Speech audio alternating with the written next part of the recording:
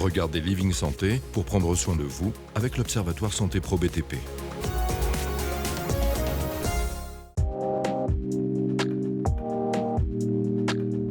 On nous le répète sans cesse, il faut bouger. Mais pour quelles raisons et qu'est-ce que cela signifie vraiment de bouger? Bienvenue dans Living Santé.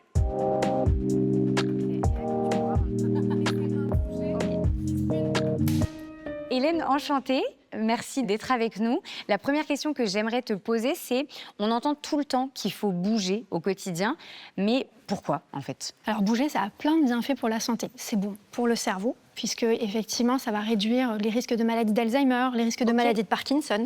C'est bon pour le cœur. On s'est rendu compte que chez des personnes qui ont des maladies cardiovasculaires, comme des infarctus, ou qui ont de la tension, ou d'autres pathologies plus graves, le fait de reprendre une activité physique après la maladie permet en fait de vivre plus longtemps et en limitant les risques en fait, d'avoir un nouveau problème cardiaque. Et qu'est-ce que l'activité physique active dans le corps et en quoi ça a un impact positif sur notre santé? Au niveau hormonal, tu vas avoir toute une sécrétion d'hormones comme les endorphines. Alors ça, c'est les plus connus parce qu'en fait, ce sont les hormones du bien-être. Donc ça diminue la sensation de douleur. Tu peux avoir aussi de la sécrétion de sérotonine. Alors la sérotonine, ça va être une hormone qui va aider à lutter contre la dépression. Tu vas avoir aussi la dopamine, l'adrénaline.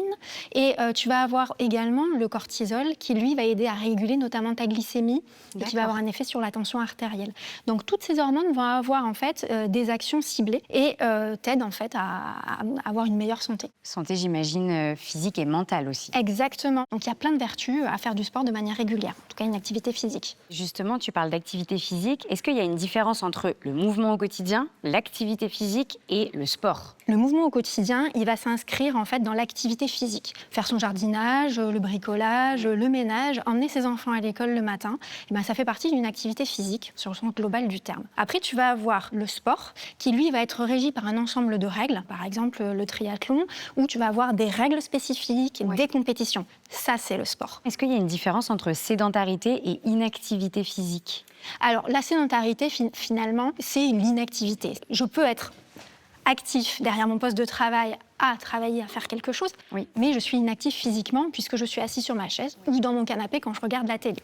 Et en fait, c'est ça qu'on veut éviter. C'est-à-dire que quand tu es sédentaire, tu ne fais pas de mouvement, ou en tout cas tu es assis à peu près, on va dire, 7 à 8 heures dans la journée. Quelqu'un qui ferait son sport tous les jours mais qui passe 7 à 8 heures sur son fauteuil, est-ce qu'on considère quand même qu'il est sédentaire? Alors non, parce qu'effectivement, il y a la sédentarité, mais derrière, si tu veux, tu as la notion des recommandations d'activité physique. Donc, pour que ce soit bénéfique pour ta santé, il faut, et ça ce sont les recommandations de l'Organisation mondiale de la santé, à peu près pour un adulte, 150 à 300 minutes d'activité physique modérée par semaine. Ça correspond à peu près à 30 minutes par jour pendant 5 jours. Chez les enfants, c'est différent.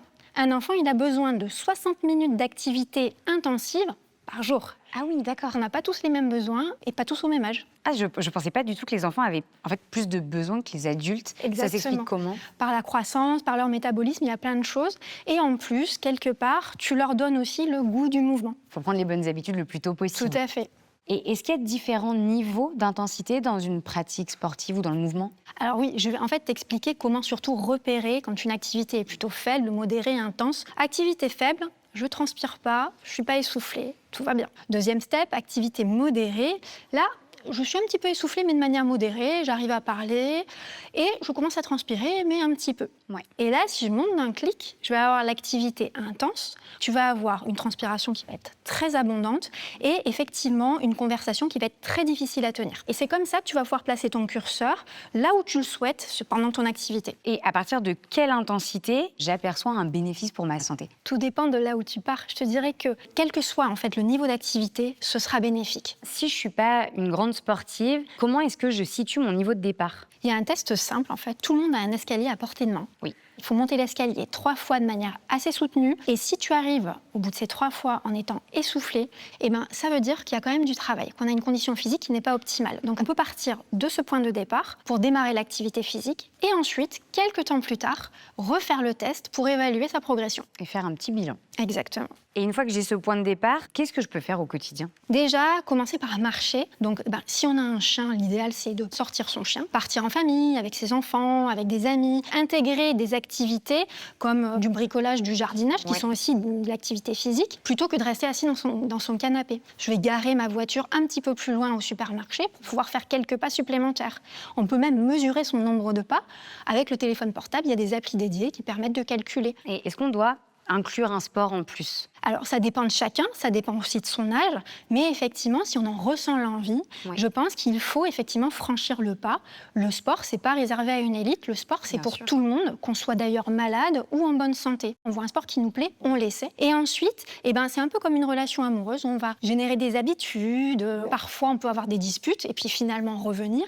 Donc, ce qui nous permet d'établir une relation sur la durée avec ce sport ou cette activité. Et de maintenir une certaine motivation finalement. On s'en passe plus, un peu comme notre moitié normalement. Exactement. La motivation, c'est le point de départ, c'est l'étincelle. Et justement, parfois pour des personnes qui auraient peur de démarrer un sport seul, j'imagine que l'idée c'est d'y aller avec une amie ou un ami peut-être. Exactement. Ou alors, encore une fois, il y a des applications qui permettent de faire du sport en groupe. Ça permet de rencontrer du monde. Quand on est jeune, c'est super sympa. Après, il y a des cours pour les personnes âgées aussi dédiés. Il y a en fait, à chacun son niveau, chacun son âge, il y a des choses que l'on peut faire. Et une question, je pense que beaucoup de personnes se posent, à quel moment est-ce que je consulte un médecin du sport en fait? Pas besoin d'être sportif pour consulter un médecin du sport. Ok, ça je savais pas du tout, tu vois. En fait, tout le monde peut consulter un médecin du sport et pas que quand tu t'es blessé. Le médecin du sport, tu peux venir le voir déjà en prévention, c'est-à-dire est-ce que mon état de santé me permet de faire du sport et quel sport? Si par exemple tu as un problème cardiaque, le médecin du sport peut t'aiguiller sur certaines disciplines qui seront meilleures que d'autres. Tu peux aussi aller le voir avec tes enfants pour prendre des conseils. Par exemple, si ton enfant fait de l'asthme, quelle activité je peux lui faire faire? Donc tu vois, il y a plein de raisons d'aller voir un médecin du sport. Il y a beaucoup d'idées reçues autour du sport. Ce qu'on entend souvent, c'est qu'il faut absolument faire 10 000 pas par jour. Je l'adore celle-là parce qu'en fait, c'est faux. Donc, ce qu'il faut savoir, c'est que 10 000 pas par jour, c'est né d'une publicité pour un podomètre au Japon, je crois, dans les années 60. Et que ce chiffre sonnait bien, c'était rond, c'est parfait. Donc, voilà. Et ça a été repris.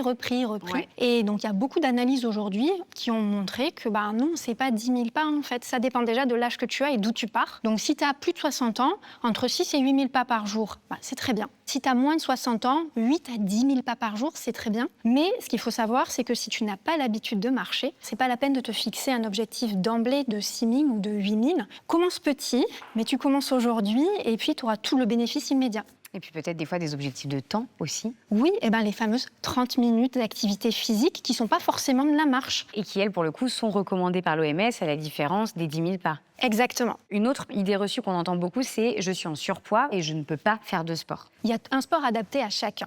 Donc moi, j'ai le souvenir effectivement d'un patient qui était en surpoids et qui a eu en fait le déclic en découvrant le sport qui lui plaisait, c'était le tennis-ballon. Et ce sport a eu énormément de bénéfices pour lui puisqu'il a perdu du poids, il s'est lancé dans l'activité, il en faisait plusieurs fois par semaine et ça a vraiment, j'ai senti une différence mais radicale parce qu'il avait cette activité. Il faut trouver l'activité qui génère chez toi l'envie de faire. Si tu n'as pas envie, tu n'iras pas.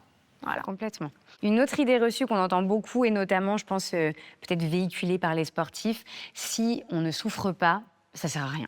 C'est faux aussi. Tu vas avoir mal dans les muscles à la suite d'une séance de sport parce que tu vas avoir des petites lésions qui sont dans le muscle et qui vont se régénérer par la suite. Donc, ça va marquer l'intensité de ta séance. Mais ce n'est pas parce que tu as pas mal que ça ne va pas marcher. Parce qu'effectivement, si tu as une activité qui est modérée, tu ne vas pas forcément avoir des douleurs musculaires. Et ce n'est pas pour autant que ce ne sera pas efficace. On a pas mal quand on marche, par exemple. Exactement. Et pourtant, c'est de l'activité physique. Tout à fait. Et alors, toi, est-ce que, quand tu es en consultation, il y a des choses que tu entends vraiment souvent? J'ai mal au dos, je ne peux rien faire. C'est faux.